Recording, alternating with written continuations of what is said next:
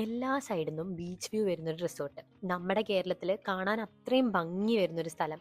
Arabian സീയുടെ ഭംഗിയൊക്കെ ആസ്വദിച്ച് relax ചെയ്യാൻ പറ്റിയൊരു staycation spot. Welcome to Leela Raviz Kovalam.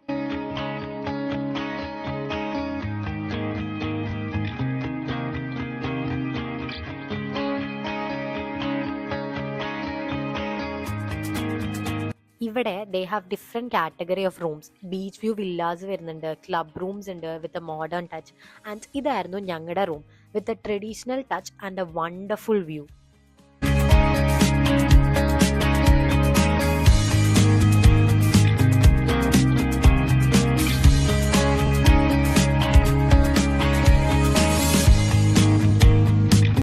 Evenings to midnight open ആവുന്ന ഒരു സ്കൈ ബാർ ഉണ്ട് ഇവിടെ വിത്ത് ദിസ് വ്യൂ.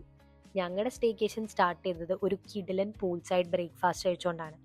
ഇവിടെ പല ആക്ടിവിറ്റീസും ഉണ്ട്. Play room, library, spa, meditation, yoga, അങ്ങനെയൊക്കെ. They also have an organic vegetable garden call Aramam vegetable garden. അതിൻ്റെ അടുത്ത് തന്നെ ഇപ്പോൾ ഒരു ലൈവ് കിച്ചൻ്റെ പണി നടന്നുകൊണ്ടിരിക്കുകയാണ് കേട്ടോ. സൺഡേ ആണെങ്കിൽ from 12:30 to 3:30 they have a brunch with live music and a wide variety of food and desserts. Live stations ഉണ്ട്, ചാർട്ട് സ്റ്റേഷൻസ് ഉണ്ട്. നോർത്ത് ഇന്ത്യൻ അവൈലബിൾ ആയിരുന്നു, സൗത്ത് ഇന്ത്യൻ അവൈലബിൾ ആയിരുന്നു. കുറേ ഓപ്ഷൻസ് ഉണ്ടായിരുന്നു. അതുകൊണ്ട് തന്നെ വി വർ ടോട്ടലി കൺഫ്യൂസ്ഡ് എവിടുന്ന് start ചെയ്യണം എന്നുള്ളത്.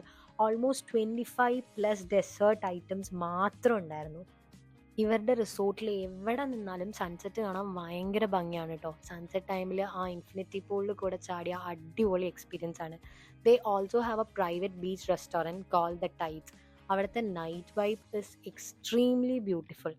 പിന്നെ എടുത്ത് പറയേണ്ട കാര്യമാണ് അവിടുത്തെ എല്ലാവരുടെയും hospitality which made this place truly unforgettable. അങ്ങനെ ഒരു കിഡിലൻ ക്യാൻഡിൽ ലൈറ്റ് ഡിന്നറും കഴിച്ചിട്ടാണ് ഞങ്ങളുടെ സ്റ്റേക്കേഷൻ ഇവിടെ അവസാനിച്ചത്.